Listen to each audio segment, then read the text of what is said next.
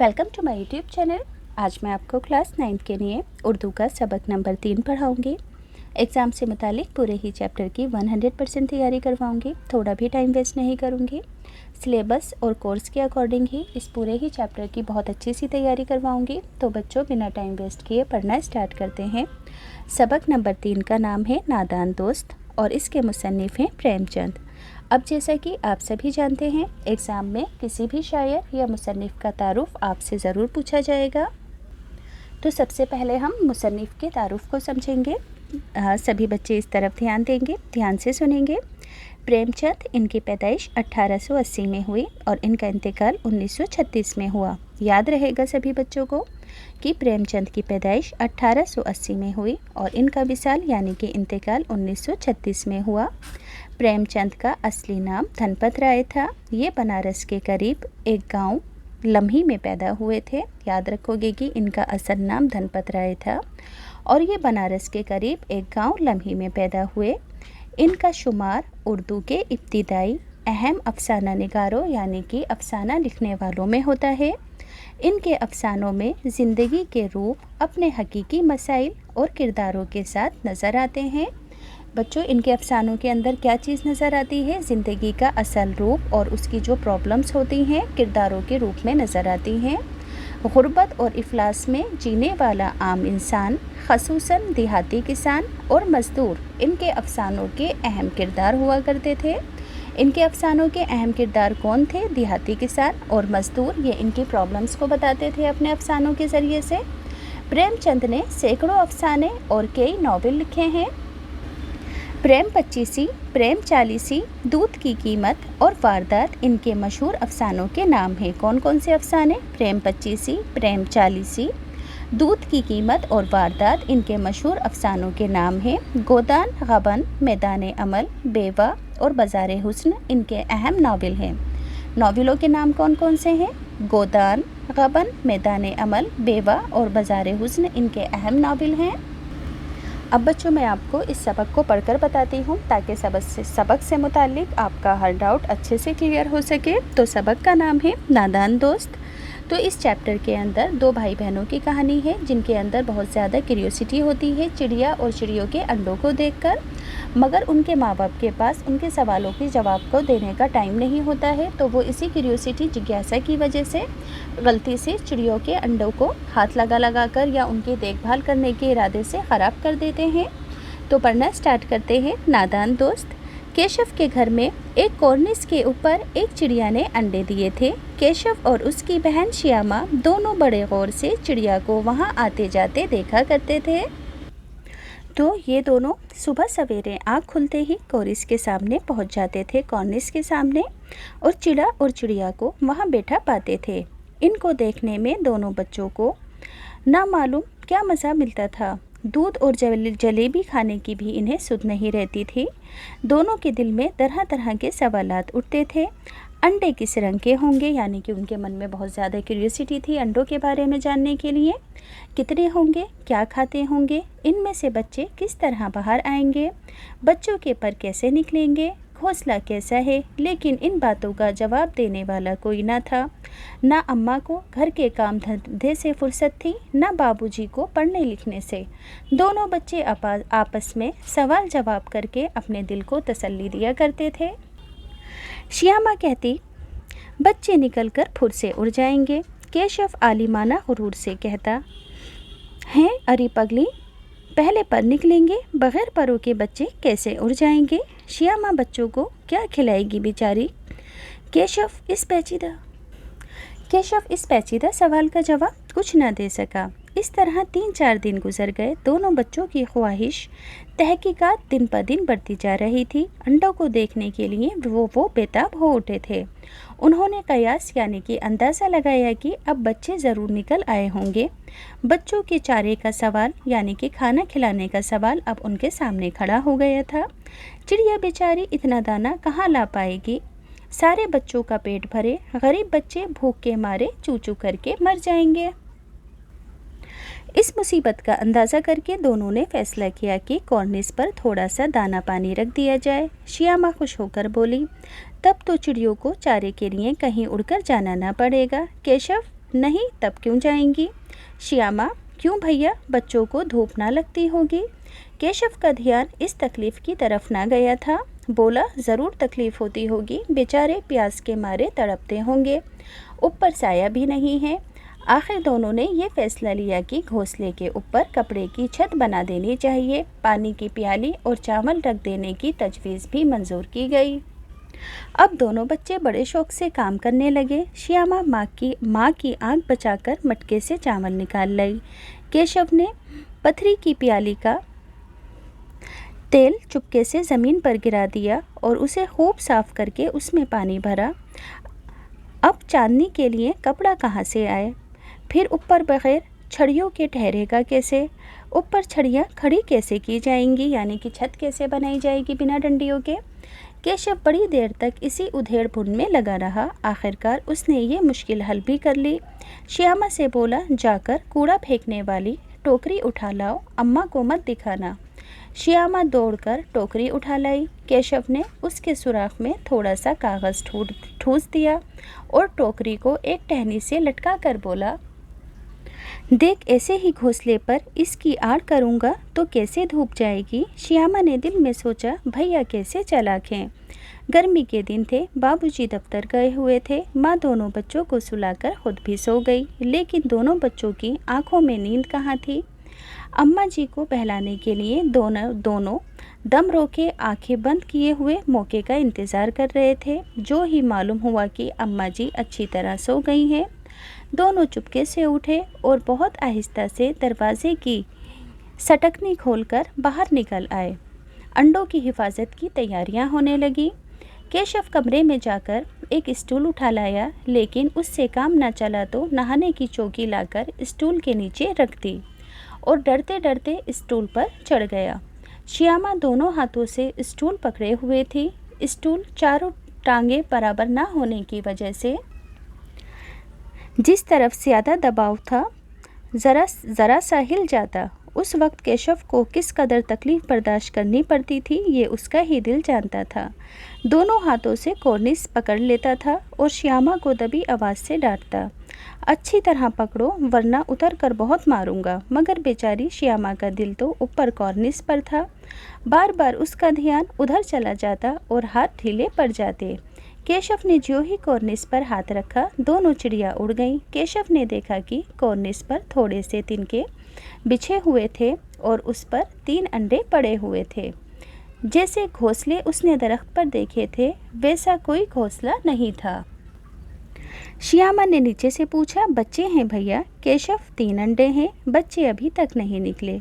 श्यामा, ज़रा हमें दिखा दो भैया, कितने बड़े हैं? केशव, दिखा दूंगा, पहले ज़रा झंडी लेकर आ, नीचे बिछा दूं, बेचारे अंडे तिनकों पर पड़े हुए हैं। श्यामा दौड़कर अपनी पुरानी धोती फाड़कर टुकड़ा लाई। केशव ने झुककर कपड़ा लिया और उसे तह करके एक गद्दी बनाई और उसे तिनकों पर बिछाकर तह करके तिनके अंडे, तीनों अंडे उस पर रख दिए। श्यामा ने फिर कहा, हमको भी दिखा दो भैया। केशव, दिखा दूंगा, पहले ज़रा टोकरी तो लेकर आ, ऊपर साया तो कर दूं। श्यामा ने टोकरी नीचे से थमा दी और बोली, अब तुम उतर आओ, मैं भी देखूंगी।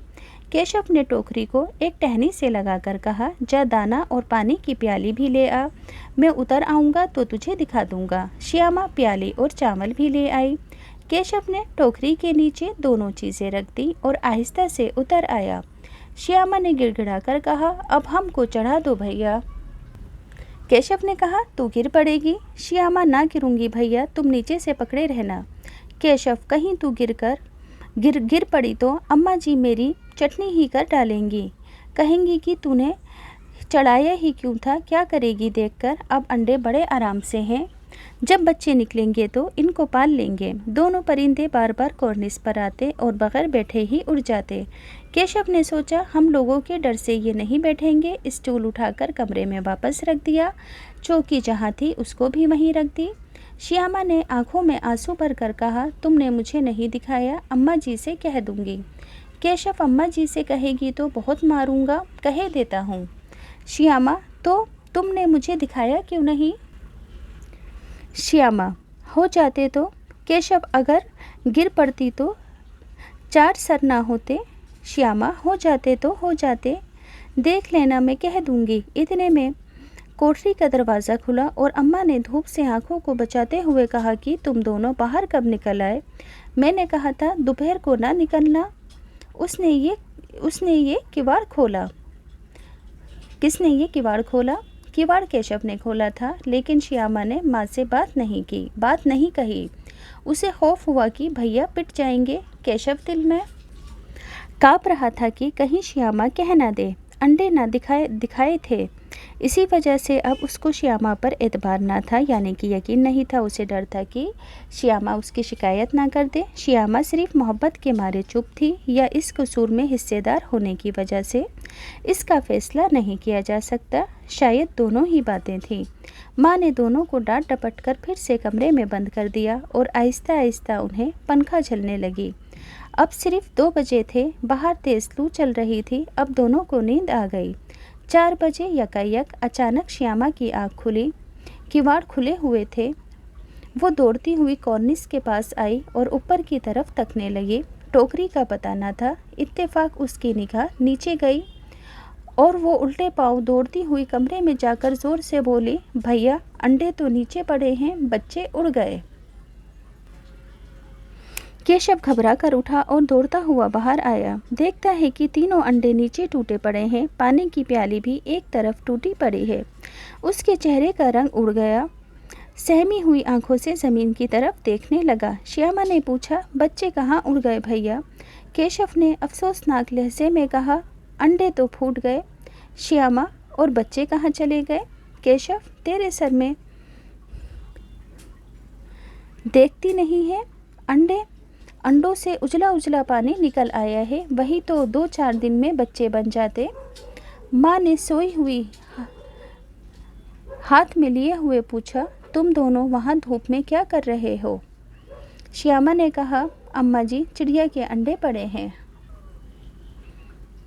तुम लोगों ने अंडों को छुआ होगा। अब तो श्यामा को भैया पर ज़रा भी तरस न आया। उसने शायद अंडों को इस तरह रख दिया कि वे नीचे गिर पड़े। श्यामा ने यह सोचा, उसकी सज़ा इन्हें मिलनी चाहिए। उन्होंने अंडों को छेड़ा था अम्मा जी। माँ ने केशव से पूछा, क्यों रे केशव, भीगी बिल्ली बनाकर खड़ा है? तू वहाँ पहुँचा कैसे? श्यामा चौकी पर स्टूल रखकर चढ़े थे अम्मा जी।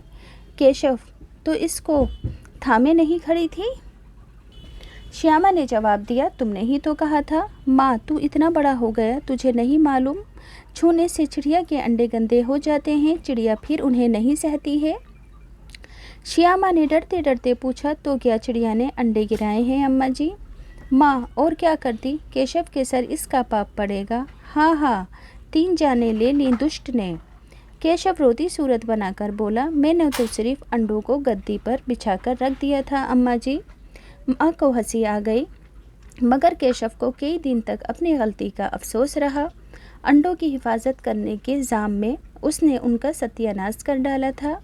उसको याद करके कभी कभी वो रो पड़ता था। दोनों चिड़िया फिर वहाँ पर कभी न आई। तो ये कहानी लिखी है प्रेमचंद ने।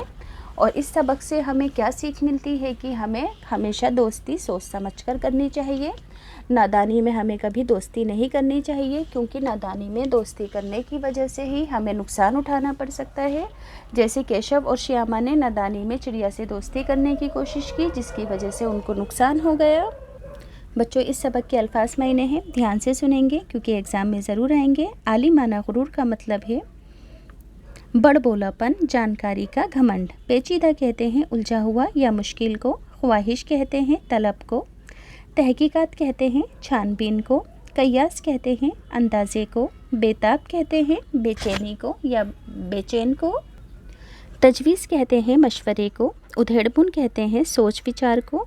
एतबार का मतलब भरोसा। इत्तिफाकन का मतलब अचानक। अफसोसनाक का मतलब दुख भरा।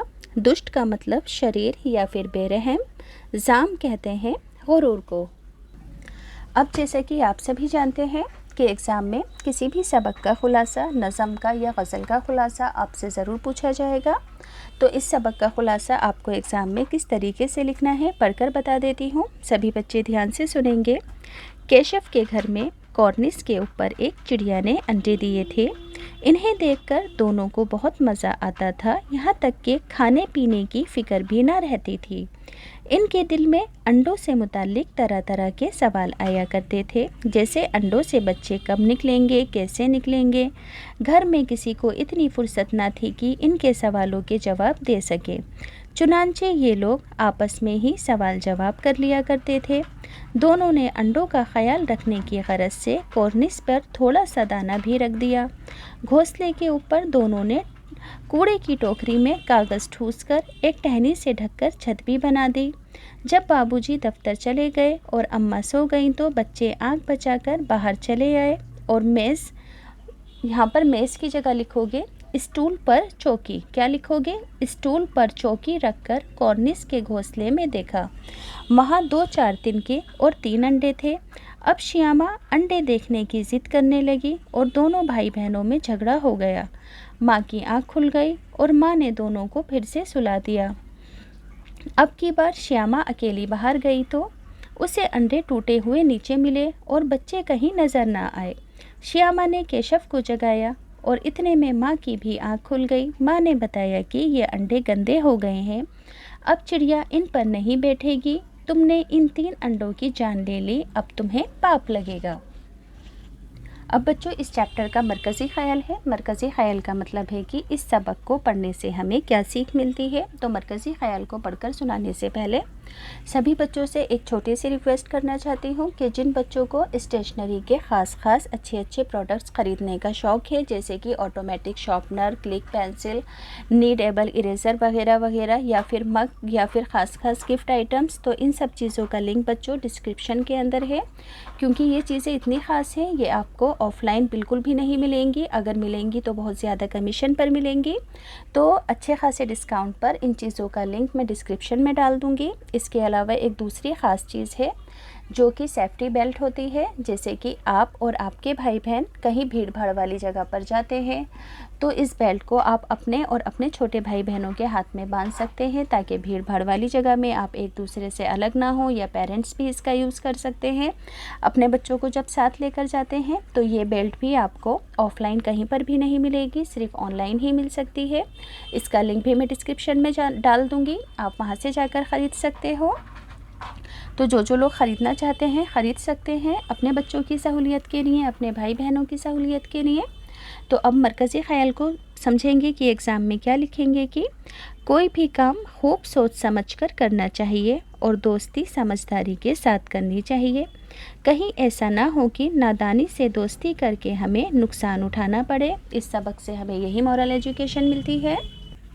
अब बच्चों इस सबक के टेक्स्ट बुक के क्वेश्चन आंसर हैं, ध्यान से सुनेंगे। सवाल नंबर 1 है कि घोंसला देखकर बच्चों के दिल में क्या ख्वाहिश पैदा हुई। घोंसला देखकर बच्चों के दिल में ख्वाहिश पैदा हुई कि अंडों को धूप से बचाया जाए और खाने की चीज़ें घोंसले के करीब ही रख दी जाएं। अगला सवाल है घोंसले तक पहुंचने की केशव ने क्या तरकीब की। तो घोंसले तक पहुंचने के लिए उन्होंने स्टूल पर चौकी रखी, याद रखोगे स्टूल पर चौकी। यहाँ पर मैंने मेज़ पर स्टूल रखा है, पर स्टूल पर उन्होंने चौकी रखी थी। इसके बाद केशव घोंसले तक पहुँचा। उसने नीचे से श्यामा ने नीचे से, यहाँ पर श्यामा लिख देती हूँ, श्यामा ने नीचे से स्टूल को पकड़ा ताकि वो गिर ना जाए। अगला सवाल है श्यामा को अपने भाई केशव पर तरस क्यों नहीं आया। चूँकि केशव ने श्यामा को अंडे नहीं दिखाए थे, इसलिए जब माँ ने उसे डांटा तो श्यामा को उस पर बिल्कुल भी तरस नहीं आया और उसने माँ से शिकायत कर दी कि भैया ने अंडों को छेड़ा था। अगला सवाल है परिंदों के अंडों को क्यों नहीं छूना चाहिए। तो परिंदे के अंडों को छूने से वो गंदे हो जाते हैं और परिंदे इन्हें छोड़ देते हैं, इसलिए इन्हें छूना नहीं चाहिए। अगला सवाल है घोंसले से ज़मीन पर अंडे किसने गिरा दिए और क्यों। तो चिड़िया ही ने अंडे ज़मीन पर गिरा दिए थे, क्योंकि वो अंडे बच्चों के छेड़ने से गंदे हो चुके थे और इससे बच्चे अब नहीं निकल सकते थे। अब बच्चों इस चैप्टर के लफ्ज़ों से ग्रामर से रिलेटेड क्वेश्चन है टेक्स्ट बुक के। तो लफ्ज़ों से जुमले बनाने हैं। पहला लफ्ज़ है उधेड़बुन। जुमला होगा मैं इसी उधेड़बुन में हूँ कि कार ख़रीदूं या ना ख़रीदूं? अंदाज़ा, मुझे इस बात का अंदाज़ा था कि सोना और महंगा होगा। बर्दाश्त, मुझसे गर्मी बर्दाश्त नहीं होती। यकायक, अभी तो धूप निकल रही थी, यकायक बारिश होने लगी। सत्यानाश, तुमने मेरे कपड़ों का सत्यानाश कर दिया। चैप्टर के फिलअप्स हैं। केशव दिल में काँप रहा था। पानी की प्याली भी एक तरफ टूटी पड़ी है। केशव के सर इसका पाप पड़ेगा। बच्चे निकलकर फिर से उड़ जाएंगे। बाबूजी दफ्तर गए हुए थे। वाहिद से जमा और जमा से वाहिद बनाना है, तो सवालात का वाहिद होता है सवाल, मौके की जमा होती है मवाके, तकलीफ़ की जमा तकालीफ़, ख्वाहिश की जमा ख्वाहिशात, परिंदे का वाहिद परिंदा, चीज़ की जमा होती है चीज़ों। अब अगला सवाल है, कवाइद की ज़बान में मुस्तकबिल किसे कहते हैं? मिसाल देकर बतानी है। तो मुस्तकबिल का मतलब बच्चों फ्यूचर होता है। तो जवाब होगा, कवाइद की ज़बान में आने वाले ज़माने को मुस्तकबिल कहते हैं। इन जुमलों में आइंदा आने वाले ज़माने में किसी काम के किए जाने के बारे में बताया जा रहा है, यानी कि फ्यूचर टेंस का मतलब ही मुस्तकबिल कहते हैं। जैसे कि हम कल बाज़ार जाएंगे, बच्चे भूख के मारे चू चू करके मर जाएंगे, मैं तुम्हारी शिकायत अम्मी जी से करूँगी। समझ में आ गए कि कवायद की ज़बान में आने वाले ज़माने को मुस्तकबिल कहा जाता है। उन जुमलों में आइंदा आने वाले ज़माने में किसी काम के किए जाने के बारे में बताया जाता है, जैसे कि हम कल बाज़ार जाएंगे या फिर कल हम स्कूल जाएंगे वगैरह वगैरह। अगला सवाल है, नीचे लिखे हुए लफ्ज़ों के मुज़क्कर और मुअन्नस लिखने हैं। तो अब्बा का मुअन्नस अम्मा, यहाँ से बे हटा देंगे। चिड़ा का चिड़िया, भाई का बहन, बच्चा का बच्ची, बिल्ला का बिल्ली।